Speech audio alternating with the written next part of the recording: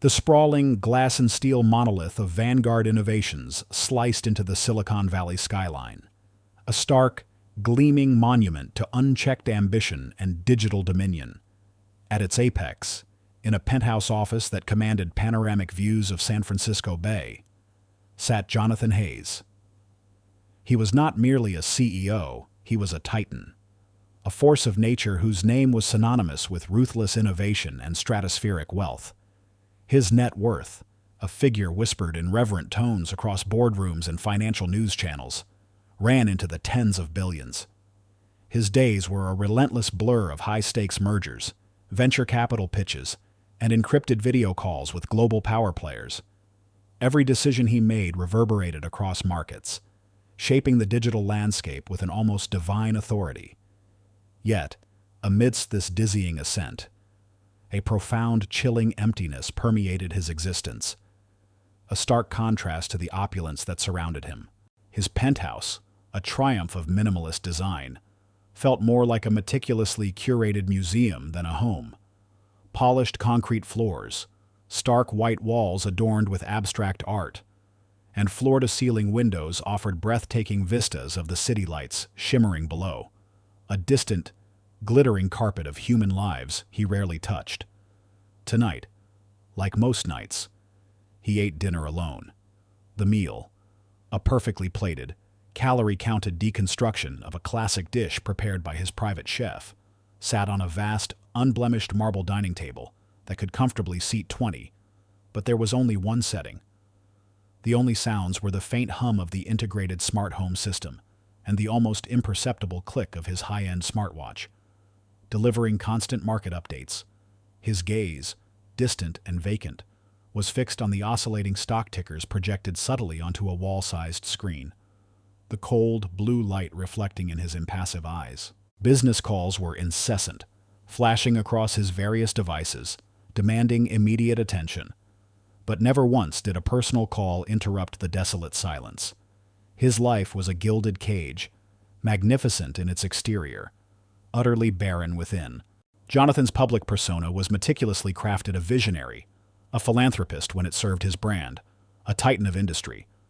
But beneath the polished veneer lay a man hardened by ambition, for whom human connection was a weakness, empathy a liability. He had built his empire on logic, data, and ruthless efficiency, excising anything that hinted at sentimentality. Emotions, he believed, were impediments to progress, messy variables that complicated the elegant equations of wealth accumulation. One particularly chilly evening in late November, Jonathan found himself trapped in a charade he abhorred: the annual Tech for Tomorrow charity gala, a glitzy affair he was obligated to attend for corporate optics. The grand ballroom of the Fairmont Hotel was ablaze with chandeliers, a kaleidoscope of designer gowns and tailored suits. He drifted through the crowd, offering perfunctory smiles and curt nods, his mind already drifting back to the next day's Q3 projections. He signed a few oversized novelty checks, made a brief, uninspired speech about giving back to the community, and then retreated to a quieter corner, nursing a glass of sparkling water, counting the minutes until he could escape. As he stood by the panoramic window, his gaze sweeping over the glittering cityscape, a small scene unfolded near the coat check. An elderly woman, frail and stooped, struggled with a heavy wool coat, her arthritic fingers fumbling with the sleeves. A young catering assistant, barely out of high school, noticed her plight. Without a word, the assistant, whose name tag identified her as Maria, gently stepped forward. She didn't offer to take the coat from the woman. Instead, she subtly positioned herself behind the woman, held the coat open, and patiently guided the woman's arms through the sleeves. She then carefully buttoned the coat, her movements gentle and respectful. There was no fuss, no expectation of thanks, just a quiet act of unsolicited kindness. The old woman looked up, her eyes crinkling in a grateful smile, and Maria smiled back, a genuine warmth radiating from her simple gesture. Jonathan, usually oblivious to such small human dramas, found his gaze inexplicably drawn to the scene. He watched Maria, not with detached observation, but with a strange, almost visceral sensation. It was a fleeting flicker, a phantom ache in a part of his heart he had long since walled off. For a split second, a vivid, unbidden memory flashed through his mind, the image of his own mother, her hands gnarled by years of farm labor, gently buttoning his coat on a cold morning, her touch warm and reassuring. The memory was sharp, painful, and he immediately pushed it down, burying it beneath layers of corporate strategy and financial data. He scoffed inwardly at his own weakness. Sentimentality, he reminded himself, was a relic of a past he had painstakingly eradicated. Yet, the image of Maria's quiet kindness lingered, a tiny, almost imperceptible seed of doubt planted in the barren soil of his soul. It was his save the cat moment, a reluctant witness to the very humanity he had so aggressively disavowed. A faint whisper that perhaps, just perhaps, there was a different kind of value beyond the purely transactional. Despite his outward composure, a subtle, almost imperceptible detail often betrayed the tightly controlled facade Jonathan presented to the world. On his left wrist, usually hidden beneath the cuff of a bespoke suit and obscured by the gleaming platinum of his Patek Philippe watch, lay a faint, jagged scar. It was a remnant of a long-forgotten accident from his childhood, a rural incident he rarely thought about, let alone spoke of. But sometimes, when he was alone, staring out at the city lights, his thumb would unconsciously trace its raised ridge, a phantom echo of a distant pain. More tellingly, tucked deep within a locked drawer in his expansive, minimalist desk, was a single, faded photograph. It depicted a smiling, sun-kissed woman, her arms around two young boys, Jonathan, perhaps 8 or 9, and a slightly older boy, taller and with a mischievous glint in his eyes. Behind them, a ramshackle farmhouse, its paint peeling, surrounded by fields of waving corn. It was a snapshot of a life he had vehemently disowned, a stark reminder of the poverty and hardship he had fought so desperately to escape. Whenever a housekeeper or an assistant approached his office, he would quickly slide the drawer shut, as if the very sight of the photograph was a threat to his carefully constructed identity. He had changed his name, fabricating a new history, shedding his past like a snake sheds its skin. And then there were the calls, sporadic, unlisted numbers appearing on his private line, numbers he never answered. Sometimes, a voicemail, a faint crackling sound, too distorted to make out words, always deleted without a listen. They were whispers from the past, persistent reminders of a connection he had severed. He dismissed them as telemarketers, wrong numbers, anything but what they truly were. His nights, too, were not as serene as his disciplined days suggested. He was often plagued by recurring nightmares. They were fragmented, kaleidoscopic flashes of chaos, the terrifying screech of metal, the acrid smell of smoke, the sound of muffled screams, and a pervasive, suffocating sense of helplessness. Sometimes, he would wake with a jolt, his heart hammering against his ribs, sweat plastering his silk pajamas to his skin. He would immediately reach for his tablet, immerse himself in market reports, or plunge into complex coding, anything to banish the haunting images, to reassert control over his fractured inner world. He refused to acknowledge the nightmares, to connect them to any real event, choosing instead to believe they were merely the byproduct of stress, the residual echoes of high-pressure deals. He had buried his past so deeply, so thoroughly, that he refused to even acknowledge its ghost. Jonathan Hayes was a man who had built an empire on the bedrock of self-denial. He believed that the past was a weakness, emotions a burden, and poverty a disease to be eradicated from one's personal history at all costs. He had succeeded beyond wildest dreams in escaping his humble origins. Yet in doing so, he had become a prisoner of his own making, incarcerated by his wealth and isolated by his self-imposed emotional exile. He was a man suspended in a gilded cage, magnificent to behold from the outside, but profoundly empty within. The quiet before the storm was a fragile facade, meticulously maintained. But beneath it, the suppressed memories and the unacknowledged connections of a forgotten life were beginning to stir, threatening to unleash a reckoning that no amount of money could outrun. The morning fog of San Francisco hung low and thick, a pearlescent shroud clinging to the city's iconic hills. Inside his custom-built electric limousine, ensconced in supple leather and the hushed silence of a meticulously engineered cabin, Jonathan Hayes reviewed his notes for the most critical meeting of his year. He was en route to a high-stakes negotiation with Horizon Labs, a deal poised to cement Vanguard Innovations' dominance in the nascent AI diagnostics market. Billions hinged on this presentation.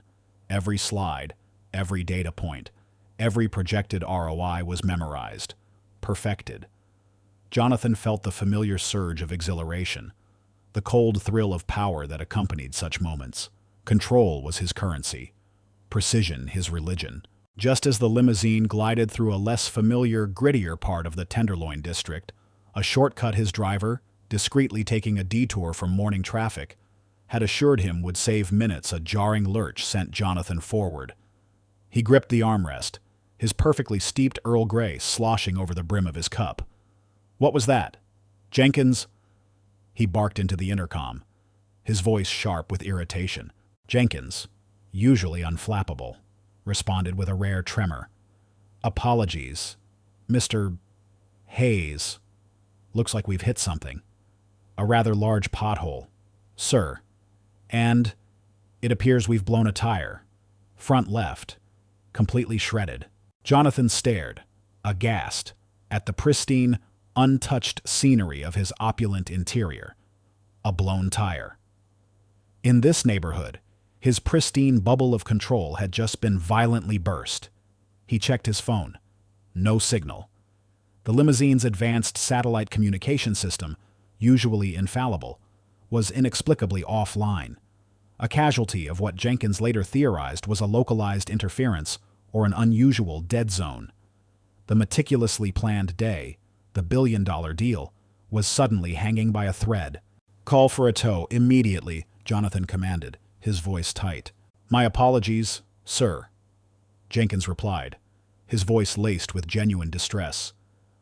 "The primary comms are down, and my personal cell. It seems to be dead. Forgotten to charge it last night in the rush. And the spare. It's in the trunk, but the tire is blocking the access panel." Jenkins, a paragon of efficiency, was flustered, a rare sight that only amplified Jonathan's rising panic. Jonathan snatched his own phone from the console. The screen was black. "Damn it," he muttered, shaking it futilely. He had forgotten to charge it overnight, too, leaving it on his bedside table in his rush to leave. He was utterly disconnected, marooned in a desolate, unfamiliar urban landscape. The irony was suffocating. The man who commanded a digital empire was technologically stranded. He tried to flag down a passing taxi, but they sped by, seemingly oblivious, or perhaps unwilling to stop in such a notoriously challenging neighborhood. A chill wind, carrying the faint, acrid scent of exhaust fumes and stale garbage, cut through the limousine's carefully climate-controlled environment. He was outside his element, truly exposed. Just then, a figure emerged from the shifting fog, materializing like a specter from the urban decay. He was a man of indeterminate age, with a weathered face etched with lines of hardship and eyes that held a profound, almost weary sadness. His clothes were ragged, layers of grime and wear clinging to them. But there was a quiet dignity in his posture. He carried a worn backpack and a tattered blanket.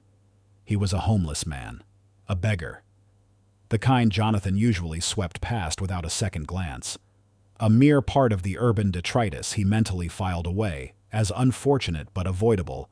The man shuffled closer, his gaze falling upon the gleaming, disabled limousine and the obviously distressed Jenkins. He stopped a few feet away, his presence surprisingly unthreatening. "Everything all right here?" the man asked, his voice raspy but surprisingly gentle, carrying a faint, almost familiar cadence that pricked at some distant, unacknowledged corner of Jonathan's memory. "Looks like you folks got some trouble." Jonathan, bristling with frustration and indignation at his predicament, glared at the man. He saw only a nuisance, a reminder of the poverty he had so desperately fled. "We're fine," Jonathan snapped, his voice sharp and dismissive, barely making eye contact. "Just a minor inconvenience. We don't need any charity. Move along." The man didn't flinch, nor did his expression betray offense. He simply nodded slowly, his sad eyes lingering on Jonathan for a moment longer than comfortable. "Got some water, if you need it," he offered, his voice still remarkably calm, reaching for a dented plastic bottle in his backpack. "Long walk for a mechanic out here." "I said we're fine," Jonathan retorted, his patience fraying. "Just go. We're not interested in whatever you're selling, or begging for." He pulled out his wallet, a thick wad of $100 bills visible within, and ostentatiously counted out a single dollar. "Here," he said, holding it out with a sneer. "For your troubles. Now leave us be." The homeless man looked at the dollar, then at Jonathan, his sad eyes unblinking. He made no move to take it. A faint, almost imperceptible shake of his head was his only response. "Keep your dollar, friend," he said softly, his gaze momentarily distant, as if remembering something profound. "Kindness ain't bought and sold. It's given freely." With that, he turned and faded back into the fog, his presence as ephemeral as it had been unexpected. Jonathan scoffed, shoving the dollar back into his wallet. "The nerve," he muttered, shaking his head. "Entitled beggars." He believed the man was simply trying to extort more, playing on his perceived wealth. His contempt was absolute. The next 2 hours were a torment of mounting frustration. Jenkins finally managed to flag down a passing city bus, using its radio to call for a tow. The tow truck, a battered old Ford F-350, arrived an agonizing 45 minutes later, its chains rattling like a death knell to Jonathan's schedule. The spare tire was retrieved, changed with agonizing slowness by the grumbling tow truck driver, and the limousine was finally mobile. But it was too late. Jonathan arrived at the Horizon Labs headquarters a full 90 minutes late. The conference room was empty. His carefully choreographed presentation, his persuasive arguments, his meticulously prepared financial models all went unheeded. Horizon Labs, a company known for its ruthless punctuality and aversion to perceived unreliability, had already signed an exclusive partnership with their closest competitor. Ether Systems, the multi-billion-dollar deal, the pinnacle of his year's strategic goals, was gone. Just like that. The news hit Jonathan like a physical blow. He stalked back to his office, the lavish view of the bay doing nothing to soothe his simmering rage. He slammed his fist on his polished desk, the sound echoing through the sterile silence of his penthouse. The loss was monumental, not just in financial terms, but in the blow to his ego, his sense of infallible control. He prided himself on foreseeing every variable, mitigating every risk. This, however, was an external force, an unpredictable, infuriating disruption. He replayed the morning's events in his mind, his anger building, the blown tire, the remote location, Jenkins' dead phone, and then the beggar. The man with the sad eyes and the infuriating offer of water. He convinced himself that the beggar's presence, his unexpected intrusion, had somehow jinxed the entire situation, pulling his focus, distracting him. It was an irrational leap, but Jonathan, in his fury, needed someone to blame, something to explain away his rare moment of powerlessness. He fixated on the homeless man as a symbol of all that was unpredictable, chaotic, and unmanageable in the world, everything he abhorred and had spent a lifetime trying to escape. "Find him," Jonathan barked at his lead executive assistant, Sarah Chen, as soon as he stormed into his office. Sarah, a woman whose efficiency bordered on the superhuman, merely raised an eyebrow, accustomed to his unpredictable demands. The homeless man, The one who was near the Tenderloin this morning. Find him. I want to know everything about him. What he wants. Why he was there. Everything. His voice was laced with a venomous intent. He wasn't seeking to understand. He was seeking to categorize, to diminish, to prove his own judgment correct. Sarah Chen, with her typical inscrutability, simply nodded. As you wish, Mr. Hayes. She was accustomed to the whimsical demands of billionaires, but this one felt unusually personal, almost vindictive. For Jonathan, the Lost Horizon Labs deal was more than just a financial setback. It was a profound blow to his very identity. He had always been the one in control, the architect of his own destiny. This single event, so trivial in its mechanical origin, yet so devastating in its consequence, had thrown him off balance. It forced him to confront a world where not everything could be bought, controlled, or predicted. The homeless man, with his quiet dignity and unsolicited kindness, became the unwitting catalyst, not just for the loss of a deal, but for an existential crisis that would slowly, inexorably, begin to unravel the carefully constructed facade of Jonathan Hayes. The ordinary world, which Jonathan had so successfully insulated himself from, had just burst through his expensive bulletproof glass, dragging him, unwillingly, towards a path he never imagined. The point of no return had been crossed, not by his choice, but by a flat tire and a face he refused to recognize. The loss of the Horizon Labs deal gnawed at Jonathan Hayes like a persistent, insidious itch. It wasn't merely the financial hit, though that was substantial. It was the affront to his carefully constructed identity as the man who always won, who always controlled the narrative. He paced his penthouse office, the panoramic city lights a glittering mockery of his internal turmoil. He blamed the traffic, the faulty limousine, even Jenkins' uncharged phone. But most vehemently, he blamed the homeless man, seeing him as a symbol of the unpredictable, messy world that had dared to intrude upon his meticulously ordered existence. He needed to understand this anomaly, to categorize him, to dismiss him, to prove his own dismissive judgment correct. His order to Sarah Chen to find him was less about genuine concern, and more about a pathological need for control. He wanted data, facts, anything to explain away the unsettling feeling the encounter had left him with. He imagined a brief file, typical background, common misfortunes, another faceless statistic confirming his worldview. A few days later, as Jonathan finished a grueling 12-hour marathon of virtual board meetings, Sarah Chen's crisp voice cut through the sterile silence of his office intercom. "Mr. Hayes, I have the information you requested about the individual from the Tenderloin incident." "Excellent," Jonathan replied, a flicker of something akin to satisfaction. He leaned back in his ergonomic chair, expecting a concise summary, a neatly packaged dismissal. "Spit it out. Chen, what's his story?" "His name, or the one he primarily uses, is Elijah Vance. No fixed address, obviously. Records are sparse for individuals living off the grid. As you can imagine." Sarah's tone remained professional, but Jonathan detected a subtle, almost imperceptible hesitation, a slight deviation from her usual robotic efficiency. "However, I did come across something unusual. He appeared briefly on a local news segment this afternoon."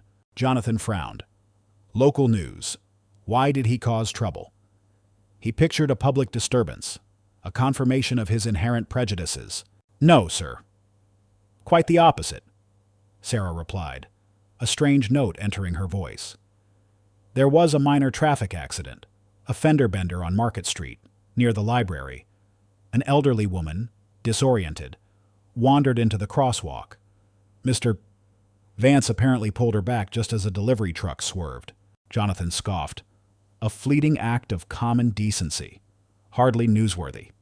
He was trying to dismiss it, but a flicker of the save the cat moment from the charity gala, the image of Maria's quiet kindness, pricked at him. "Actually, sir," Sarah continued, her voice now holding a distinct, almost insistent quality. "The reporter, A Ms. Chloe Davis from Cronfor managed to get a brief statement from him before he disappeared. It was quite impactful. Jonathan sighed, exasperated. Fine, Chen. Play it. Get it over with. He waved a dismissive hand towards his wall-sized monitor. Sarah, without a word, brought up a news clip. The screen flickered to life. The chaotic scene of a minor traffic accident. A police car, flashing lights. Then, the camera zoomed in on a familiar figure, still dressed in his same worn clothes, but with a surprising composure amidst the minor chaos. It was the homeless man, Elijah Vance. Elijah. He looked tired, his face etched with hardship, but his eyes, though still sad, held a peculiar depth. The reporter, Chloe Davis, thrust a microphone towards him. Sir, can you tell us what happened? You intervened, didn't you? Elijah looked at the camera, then directly at the reporter, his gaze steady.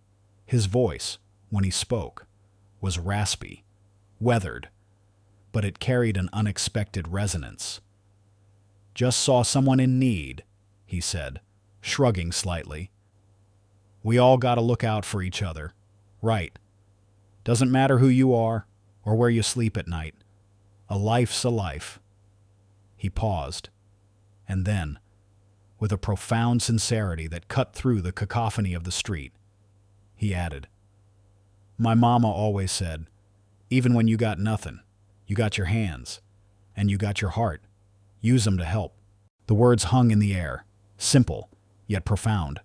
And then, a jolt. Not just the words, but the way he said them. The phrasing. The subtle emphasis on mama. That cadence. It was an echo from a distant, almost forgotten past. A chillingly familiar resonance that sent a shiver down Jonathan's spine. He had heard that exact phrase, spoken with that exact inflection. Countless times, his mind reeled. It couldn't be. He tried to dismiss it, to rationalize it away. A common saying, a coincidence. But the sensation persisted, a nagging, insistent prickle at the back of his mind. He focused on the man's face, trying to find familiarity in the weathered lines, in the long, unkempt hair. But the years, the hardship, had blurred the features he once knew. Did you catch that, Chen? Jonathan demanded, his voice sharper than intended. The way he spoke, did you notice anything? Yes, Mr. Hayes, Sarah replied, her voice uncharacteristically soft. His accent, it's quite pronounced, a distinct Midwestern rural dialect, specifically from the Ohio River Valley region. Quite rare to hear it so strong in San Francisco, outside of very specific communities. The Ohio River Valley. The word struck Jonathan like a physical blow. That was where he had grown up. That was where his old life, the one he had meticulously erased, had taken root. That was where his mother, the woman in the faded photograph, had lived. And it was her saying, her exact words, that Elijah Vance had just uttered on national television. Jonathan felt a wave of nausea. He closed his eyes, pressing the heels of his hands against them, trying to banish the disturbing image, the unsettling familiarity. That's enough, Chen, he muttered, his voice strained. Delete the clip, and delete all files on Vance. I don't want to see or hear about him again. Understood, Mr. Hayes, Sarah replied, though her tone suggested she understood far more than he wished her to. She sensed the deep discomfort, the raw nerve that had been exposed. She had seen him angry, cold, ruthless. But this was different. This was a man utterly shaken, deeply unsettled. Jonathan spent the rest of the evening in a state of agitated denial. He threw himself back into work, burying himself in spreadsheets, firing off aggressive emails, trying to reassert control over his spiraling thoughts. He rationalized the feeling away. Coincidence, stress, his mind playing tricks on him. He was a billionaire, a titan of industry. Such sentimentality was beneath him. It was a weakness he had long since eradicated. He refused to entertain the possibility that this homeless man, this societal cast-off, could be connected to his carefully buried past. He couldn't be. But the image of Elijah Vance's sad, knowing eyes, the gentle cadences of his voice, the echo of his mother's words, haunted him. They wormed their way into his meticulously ordered mind, disrupting his focus, whispering of a life he had betrayed. The nightmares returned that night with a vengeance, more vivid, more terrifying than ever before. The screech of tires, the smell of smoke, the piercing wail of sirens, and a small, muffled cry he couldn't quite place. He woke in a cold sweat, gasping for air, the phantom pain of the old scar on his wrist tingling with an agonizing intensity. His initial adversary had always been the world, society. The poverty, he believed, had marked him for failure. Now, a new, more insidious adversary was emerging: his own past, personified by the man he had so casually dismissed. His arrogance, once his greatest strength, was now a fragile shield against a truth that was relentlessly closing in. He felt a profound sense of dis-ease, a creeping discomfort that no amount of money or power could alleviate. He, the master of control, was losing his grip, his meticulously constructed fortress of self-delusion beginning to crack under the relentless pressure of a buried truth. The initial confrontation wasn't with Elijah Vance himself, but with the haunting specter of Jonathan's own forgotten humanity, revealed through the unlikely mirror of a homeless man's unassuming goodness. His relentless drive for success, his almost pathological fear of poverty, had driven him to meticulously erase his past.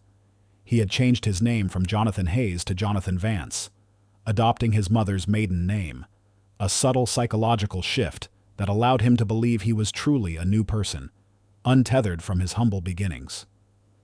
The irony, of course, was that he had now encountered someone with the very name he had tried to shed, a name that pointed directly back to the very roots he had so vehemently denied. He had consciously built a persona of ruthless self-reliance, believing that any reliance on others, any display of vulnerability, was a weakness that would lead him back to the destitution he so feared. His coldness, his dismissiveness towards those less fortunate, was a coping mechanism, a desperate attempt to create a barrier between his opulent present and his impoverished past. Every beggar on the street was a terrifying reflection of the life he had escaped, a potential reminder of his own fragility. He had constructed an elaborate mental framework. Poverty was a choice, a failure of will. This belief system allowed him to justify his immense wealth and his lack of empathy, absolving him of any responsibility towards those he considered losers.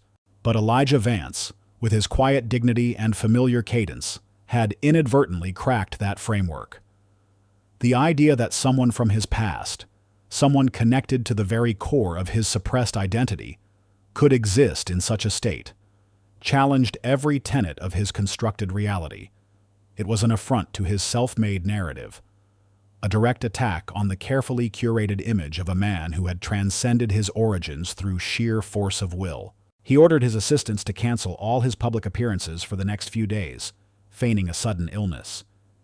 He retreated further into his penthouse, the high-tech fortress now feeling like a psychological trap. He tried to meditate, to clear his mind, but the image of Elijah Vance, uttering his mother's words, burned behind his eyelids. He found himself pacing, endlessly, like a caged animal, the silence of his vast living space amplifying the clamor of his internal conflict. He poured himself a glass of expensive scotch, something he rarely did. The amber liquid burned down his throat, but did little to numb the growing disquiet. He pulled out the hidden drawer in his desk, his fingers trembling slightly. He looked at the faded photograph of his family, his mother, smiling, and the two boys. He saw the slight gap between the front teeth of the older boy, a trait he remembered clearly. He saw the way the older boy's hair fell across his forehead, almost identical to his own. He saw the shared familial resemblance, subtle but undeniable, even through the decades and the ravages of time and hardship. A cold certainty began to form, chilling him to the bone. No, it couldn't be. The older boy in the picture, the one he had tried so hard to forget, the one he had convinced himself was gone, was named Elijah. And the homeless man on TV, the one who spoke his mother's words, who carried the scent of a shared past, was named Elijah Vance. The pieces, scattered and buried for so long, were slowly, inexorably, beginning to reassemble into a horrifying, undeniable truth. Jonathan, the master of algorithms and data, felt a wave of primal fear. He had spent his entire adult life running from this very truth, from this very connection. He had buried his past under mountains of wealth and layers of carefully constructed lies. And now, the past had manifested itself, not as a ghost, but as a living, breathing, profoundly dignified homeless man, a man he had just scorned. The initial confrontation with Elijah Vance, seemingly trivial, had awakened a sleeping dragon within Jonathan Hayes, the dragon of a suppressed past, and the terrifying realization that his carefully constructed world was built on a foundation of sand. The quiet before the storm was over. The storm was here, and it was brewing within his own soul. The revelation hit Jonathan Hayes like a physical blow, reverberating through his carefully constructed world. Elijah Vance, the homeless man he'd so arrogantly dismissed, was in fact Elijah Hayes, his older brother, the boy from the faded photograph, the one he had painstakingly erased from his memory.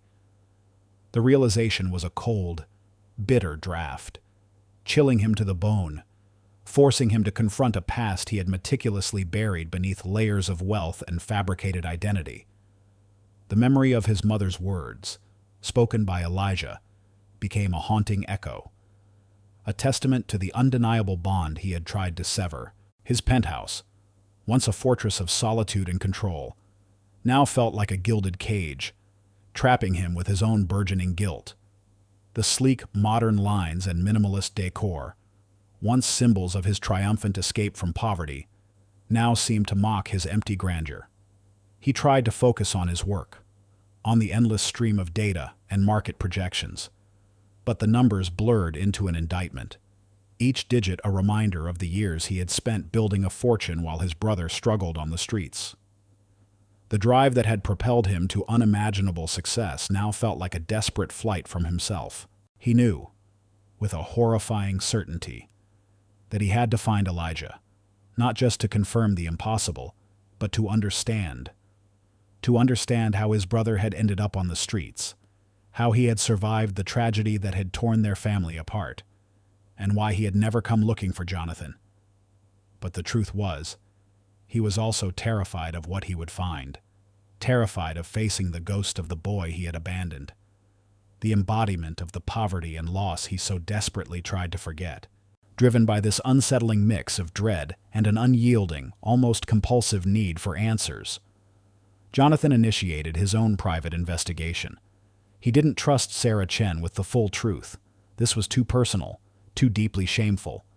He leveraged his vast network of resources, deploying a team of high-end private investigators under strict non-disclosure agreements, giving them vague instructions about tracing a long-lost family member. He supplied them with the faded photograph, the fragment of memory, and the unsettling local news clip. His instructions were clear: find everything, no matter how painful. The investigation led him back to the very place he had sworn never to revisit, their childhood home, a small, rural town in the Ohio River Valley, a place he had systematically purged from his personal history. He ordered his private jet to a regional airport, then rented an inconspicuous sedan, shedding his chauffeur, his bodyguards, his entire opulent retinue. He embarked on this journey utterly alone, armed with nothing but the nagging guilt in his gut and the fragmented memories of a life he had vehemently disowned. The drive was a descent into a forgotten past. The manicured lawns of Silicon Valley gave way to sprawling farmlands, rusted silos, and towns that looked like time had forgotten them. The air grew heavier, thick with the scent of damp earth and distant wood smoke, a visceral contrast to the crisp, sterile air of his controlled existence. He passed dilapidated farmhouses, their porches sagging, their fields overgrown images that mirrored the very poverty he had sworn to escape. Each mile was a physical manifestation of his emotional journey, pulling him closer to the source of his deepest shame and his greatest triumph. His investigators' reports began to trickle in, painting a grim picture. They confirmed it unequivocally. Elijah Hayes was indeed Jonathan's older brother. The accident, the one that haunted Jonathan's nightmares, had been a devastating house fire, caused by a faulty electrical wire in their old farmhouse. Their mother, who had been ill, had been trapped inside. Jonathan, then a precocious 10-year-old, had been outside playing with Elijah, who was 12. Elijah, with a desperate courage, had tried to go back inside for their mother, but Jonathan, paralyzed by fear, had held him back, clinging to his arm. The last image in Jonathan's memory was his mother's face framed in the burning window, a silent plea. Before the roof collapsed, Elijah had suffered severe burns to his arms and chest, trying to save her, and the distinctive scar on his wrist, the one Jonathan had glimpsed, was a direct result. Jonathan, overwhelmed by guilt and trauma, had fled the scene, running until his lungs burned, never looking back. He had convinced himself that Elijah had also perished, a self-preserving delusion that allowed him to sever ties with the unbearable pain. He had reinvented himself, meticulously scrubbing away every trace of his past, driven by a primal fear of destitution and the crushing burden of his unaddressed grief. He had believed that success, wealth, and power were the only antidotes to such overwhelming helplessness. But Elijah had survived. He had been hospitalized, then shuffled through various foster homes, losing contact with anyone who knew Jonathan. He had always held on to the faint hope of finding his younger brother, never blaming him for that terrifying day. Elijah's journey after the fire had been one of quiet struggle, marked by odd jobs, a persistent sense of loss, and a deep-seated desire to help others, a quality that seemed to have been forged in the crucible of his own suffering. He never sought out Jonathan, fearing he would be a burden, wanting only to reconnect if he could do so without disrupting what he imagined was a happy, stable life for his little brother. He lived a life of quiet dignity, often helping others in need, a stark contrast to the life of the brother who had abandoned him.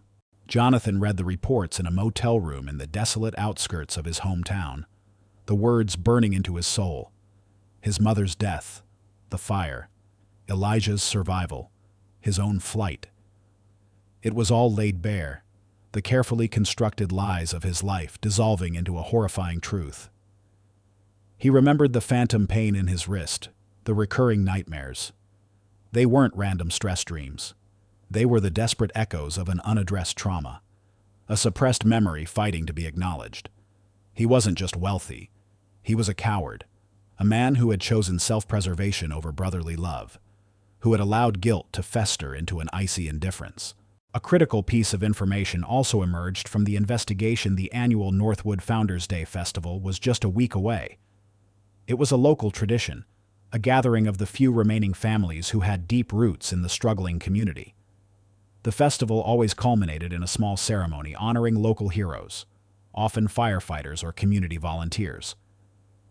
Elijah, the reports indicated, was a quiet fixture in the town's small homeless community, often seen helping out at the local soup kitchen or volunteering for small tasks. This was the time limit that pressed down on Jonathan.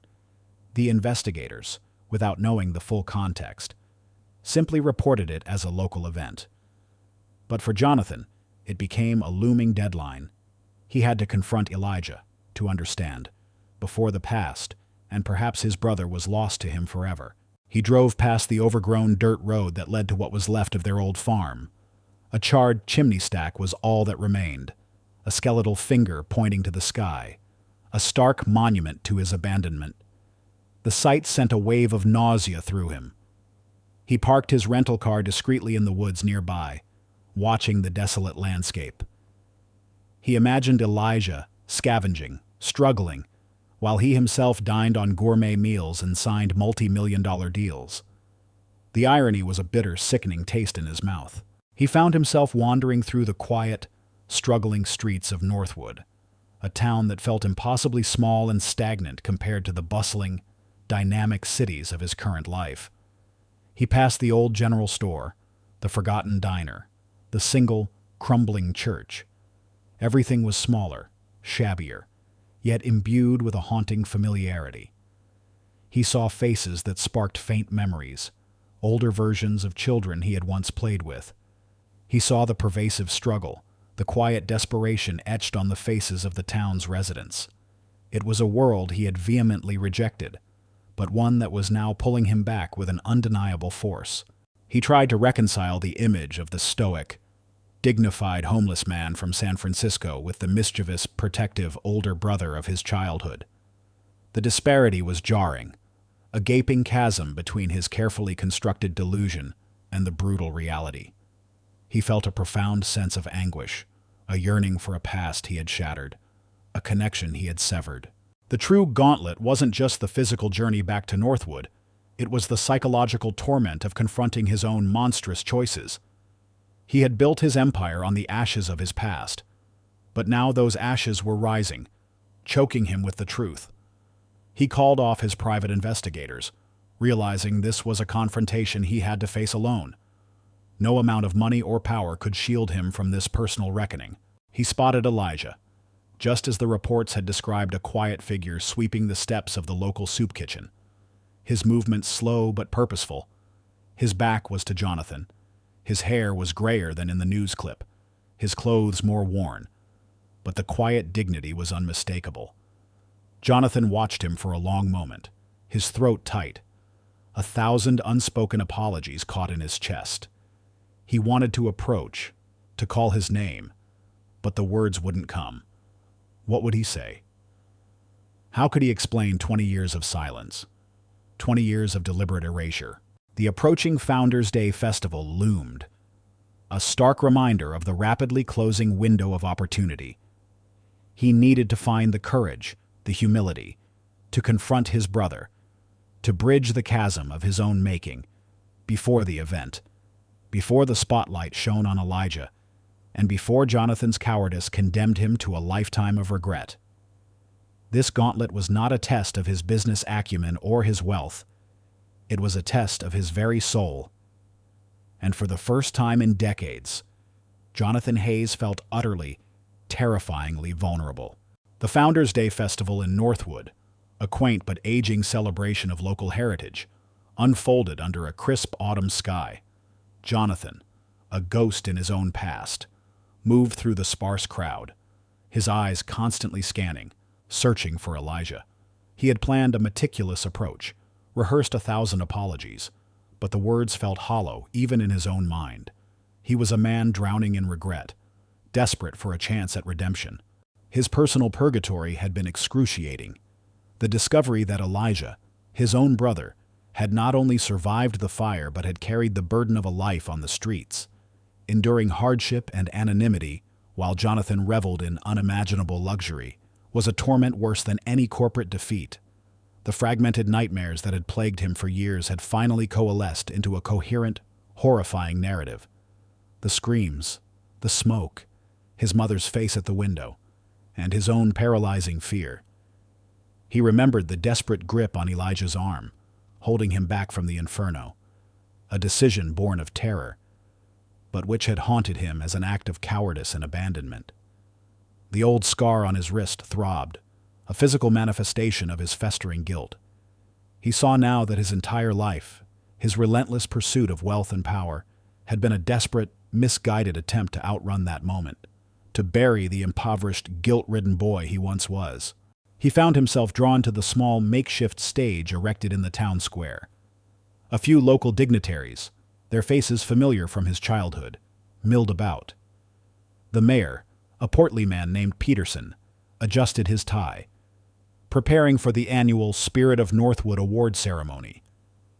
Jonathan felt a strange apprehension. This was exactly the kind of small-town event he had worked so hard to escape, now pulling him back into its humble embrace. Just as Mayor Peterson stepped to the microphone, his voice booming slightly through the crackling loudspeakers, Jonathan's phone vibrated. It was a news alert, one of the many he received from his custom news feeds, tuned to major national events. The headline, however, made his breath catch in his throat. President to award Medal of Honor in surprise ceremony. He clicked on it, his eyes scanning the first few lines.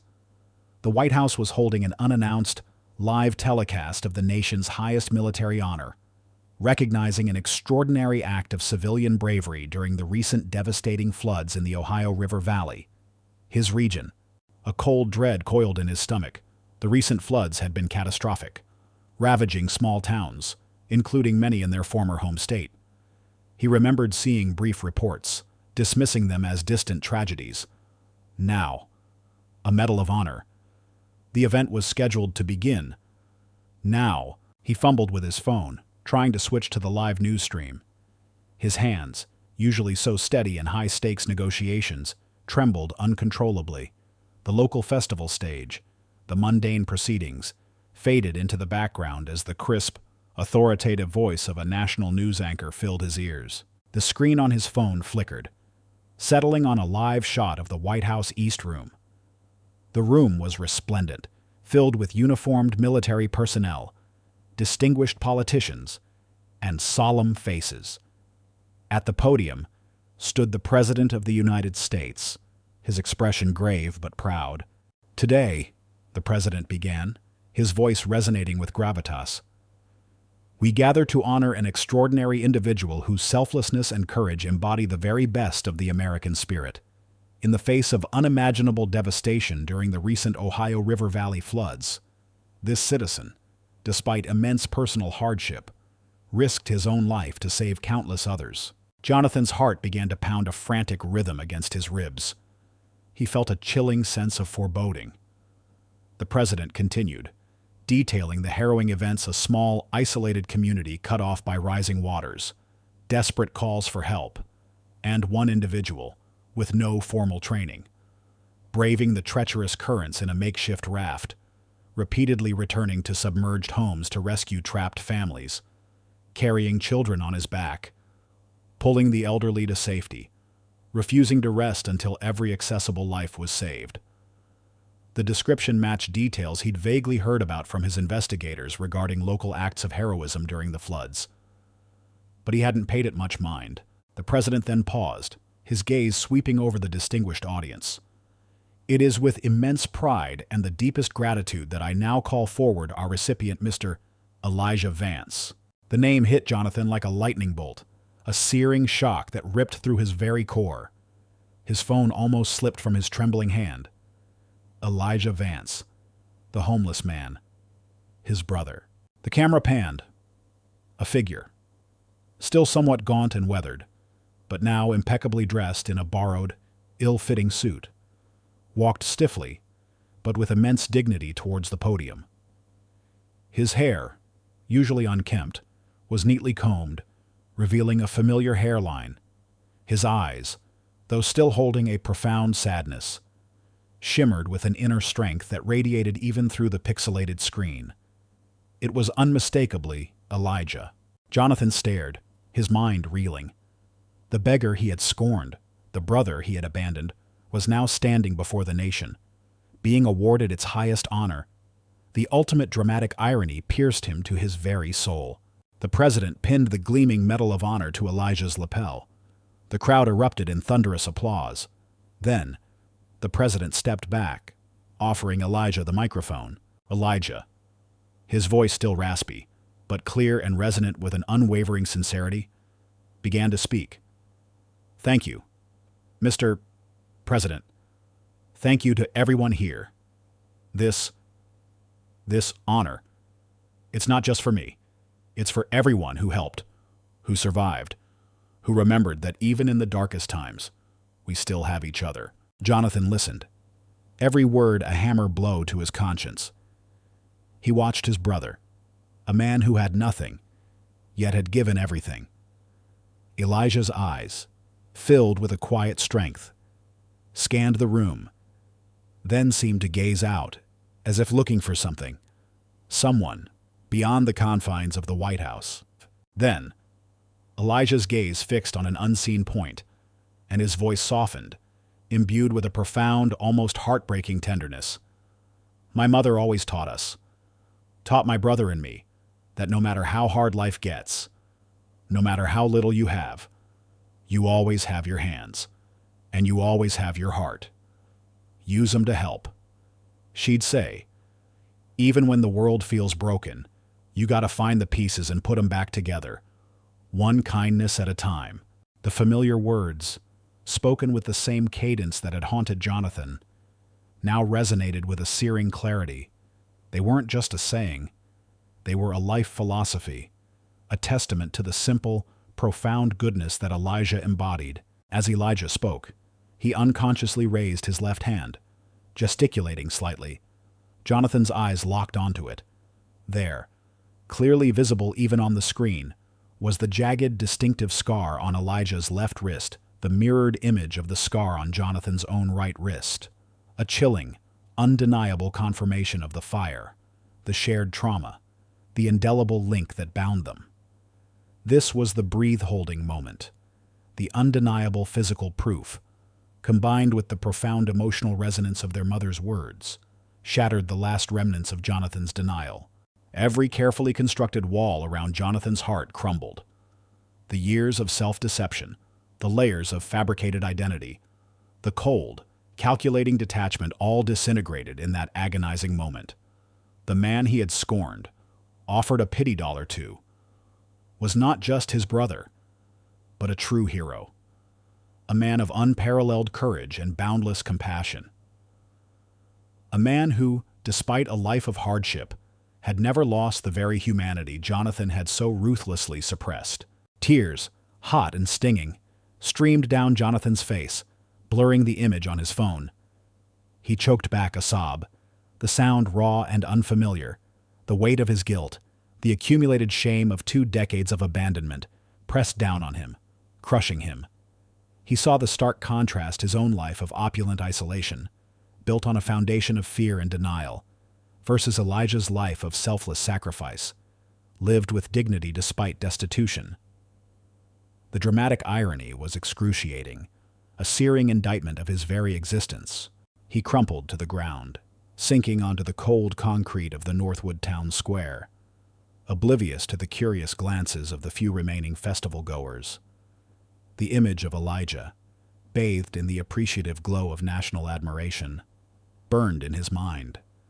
The Medal of Honor, a symbol of profound bravery, shone not just on Elijah's lapel, but as a blinding light exposing Jonathan's own moral bankruptcy.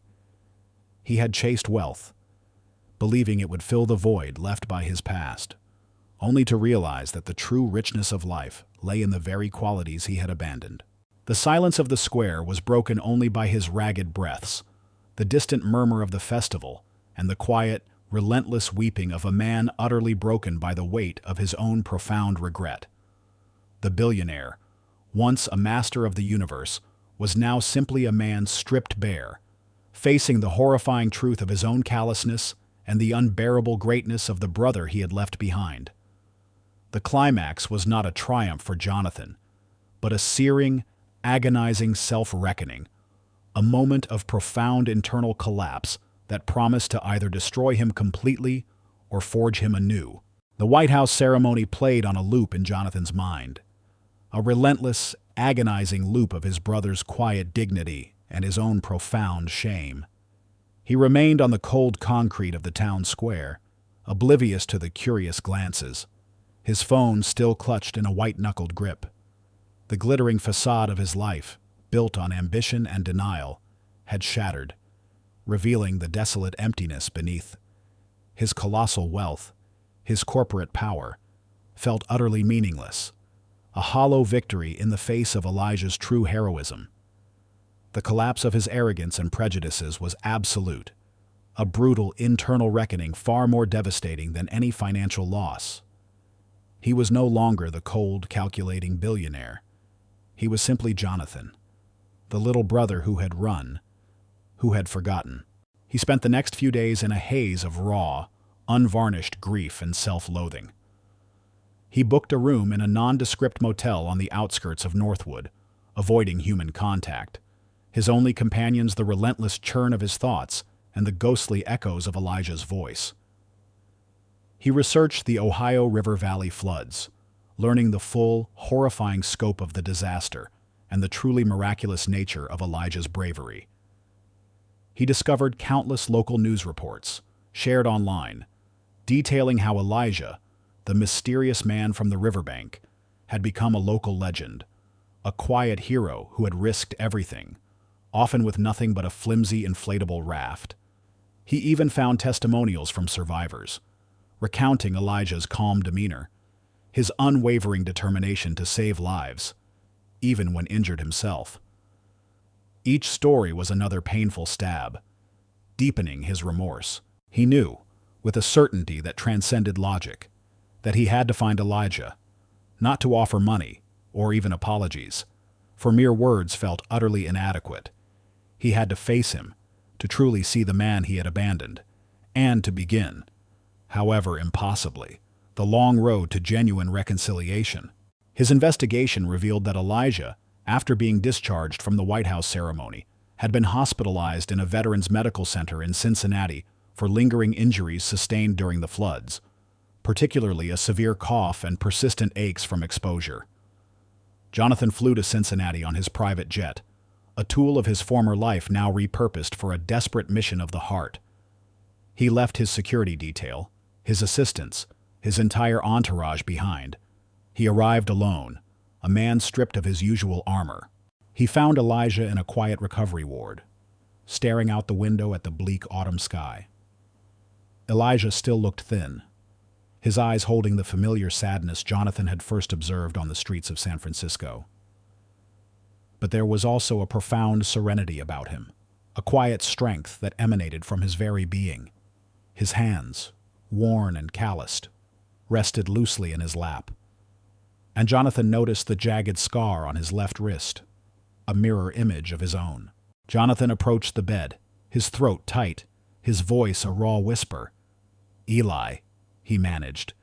Using the old childhood nickname, Elijah turned, his eyes widening in recognition, then a flicker of surprise, followed by a profound, almost weary understanding. There was no anger, no resentment in his gaze, only a deep, abiding sorrow, mixed with a hint of something unreadable. "Johnny," Elijah replied, using Jonathan's childhood name, a name Jonathan hadn't heard in decades. It felt both jarring and strangely comforting. Jonathan sank into the chair beside the bed, his shoulders slumping. He looked at his brother, then down at his own trembling hands. I don't know what to say. Eli, I'm so sorry. For everything. For leaving. For not looking back. For what I did. What I became." The words tumbled out, raw and unfiltered. Decades of guilt and suppressed emotion finally breaking free. He spoke of the fire, his paralyzing fear, his desperate flight, his attempts to erase his past, to forget the boy he once was, and the brother he had left behind. He confessed his fear of poverty, his misguided belief that wealth would somehow heal the wounds of his past. He held nothing back, laying bare the ugly truth of his life. Elijah listened in silence, his expression unreadable. When Jonathan finally fell silent, exhausted by his confession, Elijah spoke, his voice raspy but calm. "I knew you were alive, Johnny. I always hoped you were safe. I even tried to find you. Sometimes. I called the old numbers, left messages. But you changed your name. You disappeared." He paused, a faint, melancholic smile touching his lips. "I saw you that day, in the Tenderloin. I knew it was you, even through all the years. You looked just like Mom. Sometimes, when she was angry." Jonathan flinched, the memory of his dismissive contempt for Elijah's kindness burning him anew. "I was a fool. Eli, a blind, arrogant fool. I saw a beggar. Not my brother. I'm so sorry." "It's okay, Johnny," Elijah said, his voice surprisingly gentle, devoid of any bitterness. "Life deals different hands. You took yours and built an empire. I took mine and I learned to live with less. Sometimes, less is more, isn't it?" Jonathan nodded, a fresh wave of tears blurring his vision. "What can I do?" "Eli, anything. Tell me. Money, I have so much. I want to help you. I want to make up for—" Elijah held up a hand, stopping him. "I don't need your money, Johnny. Not like that. What I need, what I've always needed, is my brother. And you. You need to learn to be human again. You need to learn that true value isn't in what you accumulate, but in what you give. Not just money, but yourself, your time, your heart." He looked at Jonathan, his sad eyes searching. "My condition, Johnny, if you want to make amends, is this: you have to learn to live and work with compassion. Not just write checks. You have to get your hands dirty. You have to connect with people, with those who have nothing, just like you connected with me that day in the Tenderloin, even when you didn't know it was me. You have to remember where we came from. You have to help others, truly help them. Not just for PR or tax breaks. You have to find the human heart in you that you locked away." This was a profoundly meaningful opportunity, far more significant than any material offer. It was a chance for Jonathan to redeem his soul, to transform his immense power into a force for genuine good. It was the start of a healing process, not just for Elijah and himself, but for the very core of his fractured being. Jonathan nodded, his voice thick with emotion. "I will. Eli, I promise. I will." They talked for hours, bridging 2 decades of silence, sharing fragmented memories of their childhood, the laughter, the hardships, the love of their mother. Jonathan learned about Elijah's struggles, his resilience, his quiet acts of kindness that had sustained him through years of homelessness. Elijah learned about Jonathan's relentless ambition, the driving fear that had fueled his ascent, and the profound loneliness that had accompanied his success. They discovered that both had experienced a form of poverty, one of material destitution, the other of emotional barrenness. Both, in their own ways, had lost their way, and both, through a twist of fate, had found a path back to humanity. As the sun began to set, casting long shadows across the hospital room, a fragile, nascent calm settled between them. The conversation wasn't easy. It was filled with unspoken regrets and raw emotions, but it was honest. And in that honesty, a seed of new growth was planted, promising a future of true connection, genuine purpose, and profound healing. The resolution wasn't swift or simple. It was a deeply personal journey, a quiet act of reconciliation that promised a new beginning for 2 brothers, finally reunited. 2 years later, the relentless, glittering pulse of Silicon Valley no longer defined Jonathan Hayes. He had undergone a metamorphosis far more profound than any of his billion-dollar tech innovations. The cold, sterile opulence of his penthouse had been exchanged for a life rich with purpose and genuine human connection. He had resigned as CEO of Vanguard Innovations, handing the reins to a capable, values-aligned leadership team that he had personally mentored. His departure sent shockwaves through the tech world, but Jonathan felt an unprecedented lightness, a freedom he had never known in the pursuit of endless wealth.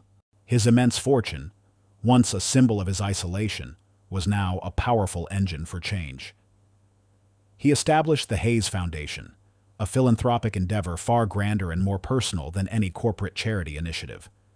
Its focus was deeply rooted in his personal journey supporting homeless veterans, providing comprehensive reintegration programs for the formerly incarcerated, and offering rapid disaster relief with a focus on rebuilding communities from the ground up, not just throwing money at problems. The foundation was headquartered not in a glittering high-rise, but in a revitalized community center in a once-neglected part of San Francisco, a place where people gathered, shared, and healed. At the heart of the Hayes Foundation, A constant, steady presence was Elijah Hayes, no longer anonymous, no longer a beggar. Elijah, healthy and stable, worked tirelessly alongside his brother. He wasn't a figurehead. He was the foundation's soul, its moral compass. His lived experience provided invaluable insight, ensuring that every program, every initiative truly met the needs of those they served. Eli, with his quiet dignity and profound empathy, was Jonathan's indispensable guide, a constant reminder of the human element that had once been so conspicuously absent from Jonathan's life. He would often accompany Jonathan to community outreach events, his mere presence a powerful testament to the foundation's authenticity. Jonathan, the former tech titan, no longer merely signed checks. He was on the ground, literally getting his hands dirty. He spent weeks in disaster-stricken areas, coordinating relief efforts, helping build temporary shelters. His hands, once only familiar with keyboards and touchscreens, now calloused from manual labor. He sat in soup kitchens, not as a donor observing from afar, but as a volunteer, sharing meals and conversations with the very people he once dismissed. He listened to their stories, learned their struggles, and found a profound, unexpected richness in their resilience. He transformed a significant portion of his sprawling, unused mansion into a temporary shelter and community hub for homeless veterans, offering job training, therapy, and a path back to stability. The irony of his former fortress of solitude becoming a beacon of hope was not lost on him. He shared his story publicly, not for accolades, but as a raw, honest confession of his past arrogance and the profound transformation he had undergone. He spoke at conferences, not about algorithms and market trends, but about empathy, about the insidious nature of prejudice, and about the inherent dignity of every human being, regardless of their circumstances.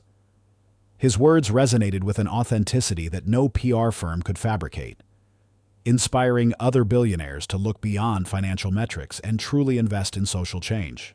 One brisk autumn evening, in a bustling, vibrant community park in the heart of San Francisco, Jonathan and Elijah sat on a weathered park bench.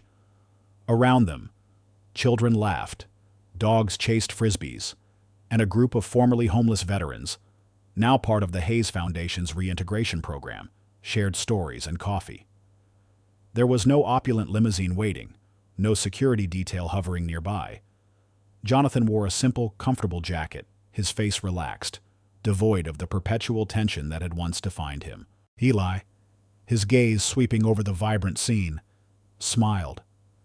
"You've changed, Johnny," he said, his voice soft, a hint of his old mischievous glint in his eyes. "You finally remember how to live," Jonathan chuckled, a genuine, unforced sound. He picked up a half-eaten sandwich from the simple paper bag they were sharing, a donation from a local bakery for the community gathering. "It only took you 20 years to knock some sense into me, Eli," he replied, shaking his head, "and a Medal of Honor." Elijah just patted his shoulder gently. "Some lessons take a lifetime, little brother, but you got there." As they sat in companionable silence, a small sparrow, bold and unafraid, hopped onto the back of the bench, then, with a confident flutter, landed directly on Jonathan's outstretched hand, pecking curiously at a stray crumb from the sandwich. Jonathan, who once recoiled from any perceived impurity, simply smiled, his gaze soft, his movements slow and gentle. The sparrow lingered for a moment, its tiny eyes bright, before taking flight. Soaring upwards into the vast open sky, Jonathan watched it go, a profound sense of peace settling over him. He looked at Elijah, his eyes filled with gratitude and a quiet, knowing smile. The bird, a humble creature of the everyday world, had once been something he ignored, something beneath his notice. Now, it was a symbol of his newfound connection, his quiet humility, and the simple, undeniable beauty of a life lived with an open heart. He had finally come home, not to a place, but to himself, reconciled with his past, and embracing a future filled with true grace. If this story stirred your heart, if it reminds you that courage can alter destinies, and that light always finds a path even in the deepest darkness, please leave a comment. Share this story with those who need inspiration. Like, subscribe, and hit the bell to never miss our upcoming stories.